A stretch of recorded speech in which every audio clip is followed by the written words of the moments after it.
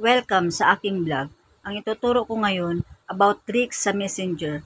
Kung sa tingin mo informative itong video ko, please paki-follow, heart, and share para malaman na din ng iba at ma-notify ka sa lahat ng mga upload videos ko. Simulan na natin. Pindutin ang Messenger. Sini ko lang pipiliin kung lagyan ng emoji. Pagkatapos, pindutin yung letter I sa itaas. Pindutin ang word effects. Then, mag-type ka ng message. Pindutin ang emoji. Pili ka kung anong gusto mo. Pagkatapos, click mo yung send. Try natin ulit. Ganon din proseso. Pagkatapos nyan, subukan natin mag-send ng message. Ngayon, punta tayo sa Messenger. Doon tayo magta-type ng message para lalabas itong mga emoji. Ayan.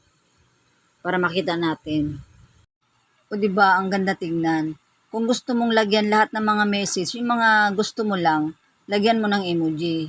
Ganun lang gawin mo. Para tuwing mag-message ka, may nag-a-appear na emoji. Pangalawang tricks na naman, sa Messenger din. Halimbawa, mag-type tayo ng message. Ngayon, pag may mali, hindi kailangan backspace ang gagamitin. Ang gagamitin natin, yung space bar. Ilong press lang natin yung space bar, itapat mo kung saan yung mali. Yan.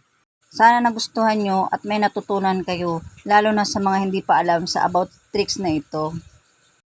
Next video po ulit. Thank you.